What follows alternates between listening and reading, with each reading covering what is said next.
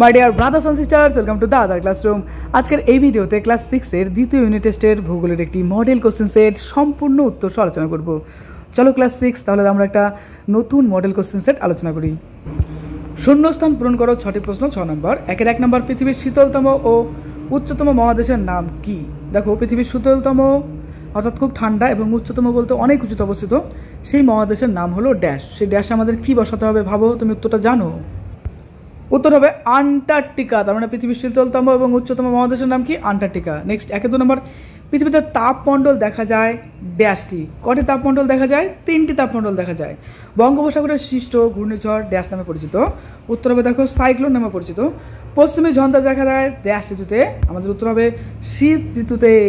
Next প্রশ্ন দেখো, পশ্চিম ভারতের গরমকালে তাপ প্রবাহের সাথে সাথে প্রচণ্ড ধূলিঝড় ড্যাশ নামে পরিচিত। উত্তর হবে দেখো আন্ধি। নেক্সট, চা কফি খুব ভালো পরিমাণে চাষ হয় ড্যাশ অঞ্চলের মাটিতে। কোথায়? পার্বত্য অঞ্চলের মাটিতে, দার্জিলিংয়ের মতো জায়গায়, তাই না? নিচের প্রশ্নগুলোর উত্তর দাও। 4টি প্রশ্ন। 4 নাম্বার, 2-1 নম্বর, নুনাটাক্স কি? One of the most important. আমরা উত্তর লিখবো আন্টার্কটিকার বরফযুক্ত পর্বত শৃঙ্গকে বলে নুনাটাক্স। মানে আন্টার্কটিকা অনেক বরফযুক্ত পর্বত রয়েছে, সেগুলোকে আমরা বলবো নুনাটাক্স। 2 নম্বর, পৃথিবীর দীর্ঘতম হিমবাহের নাম কি? উত্তর হবে দেখো পৃথিবীর দীর্ঘতম হিমবাহের নাম হলো ল্যামার্ট হিমবাহ। কে প্রথম সুমেরু বিন্দুতে পৌঁছেছিল? উত্তর হবে দেখো 1909 সালে রবার্ট পিয়েরি প্রথম সুমেরু বিন্দুতে পৌঁছেছিলেন। নেক্সট, ভাঙর বলতে কি বোঝো? উত্তর হবে দেখো অনুর্বর প্রাচীন পলিমাটিকে ভাঙর বলে। এটাও ইম্পর্টেন্ট প্রশ্ন। নেক্সট দেখো, নিজের প্রশ্নগুলো উত্তর দাও। 2 4 নাম্বার, প্রত্যেকটাতে 2 নম্বর করে আছে।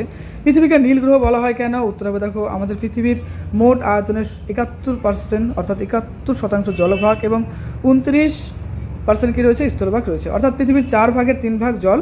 পৃথিবীর এই সাগর, মহাসাগর, উপসাগরগুলির বিশাল জলরাশির জন্য মহাকাশ থেকে পৃথিবীকে দেখলে নীল দেখায়, এই কারণে পৃথিবীকে নীল গ্রহ বলা হয়। নেক্সট, 2 নম্বর, বায়ুর আর্দ্রতা মাপা হয় কোন যন্ত্রের সাহায্যে? সূর্যের তাপ পৃথিবীতে কোন পদ্ধতিতে আসে?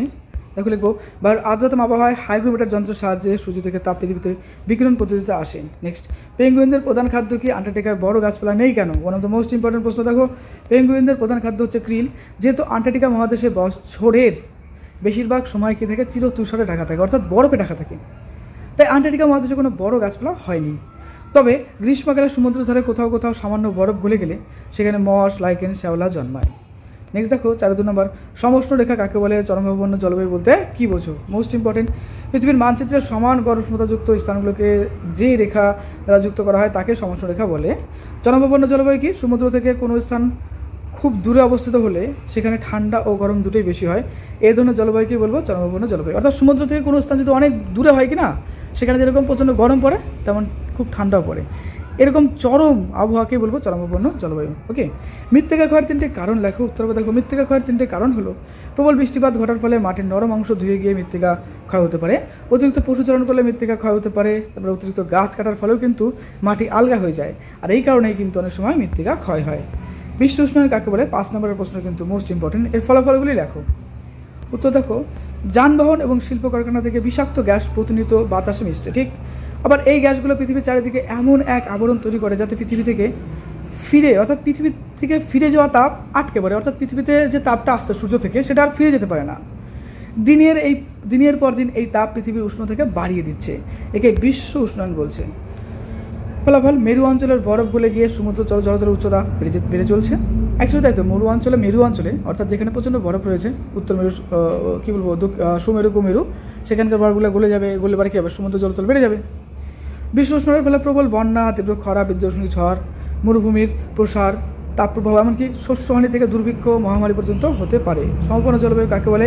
মৌসুমী জলবায়ুর বৈশিষ্ট্যগুলি লেখো। মৌসুমী বায়ুর বৈশিষ্ট্য।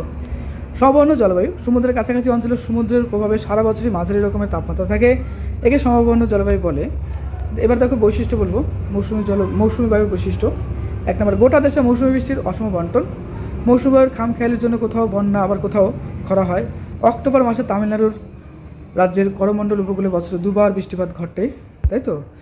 ভারতের কৃষিকাজ আর অর্থনীতি অনেকটাই মৌসুমী বায়ুর উপর ডিপেন্ডেবল বা নির্ভরশীল। পরীক্ষা চলছে, মন দিয়ে পড়ো। পরীক্ষার জন্য তোমাকে জানাই বেস্ট অফ লাক, খুব ভালো থেকো।